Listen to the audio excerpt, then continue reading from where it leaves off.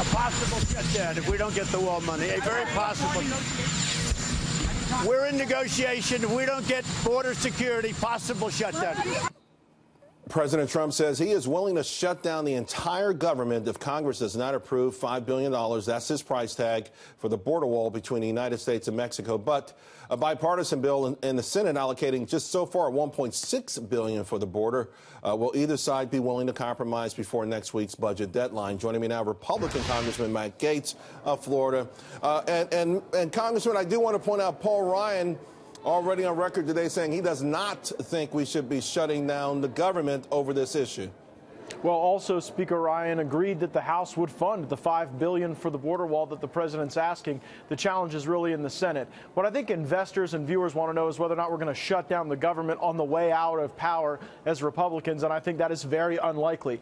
What I think you're seeing is the President of the United States actively trolling congressional leadership. And I think the reason he's doing it is he's pretty ticked off that for the last 2 years when Republicans have had control, we haven't built the damn wall that we promised the American people we would.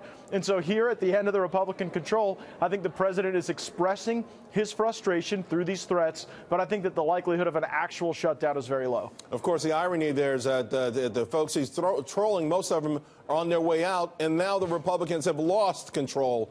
So then what ultimately will we see? Because, the die is cast, and we know that President Trump, more often than not, lives up to these threats.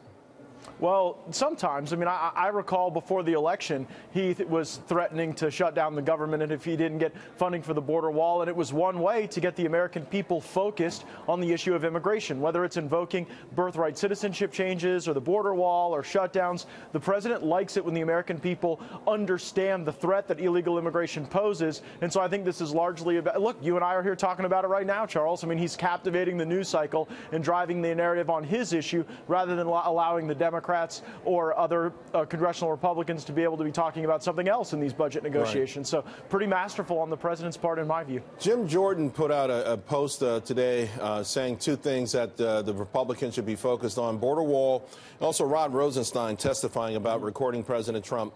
I think a lot of people are looking and saying, golly, there's a whole lot of issues in this country right now. Why are these Republicans focused on that so much? Why is that so important, so critical, when there are so many other things that seemingly are a lot more important with just 9 days to go?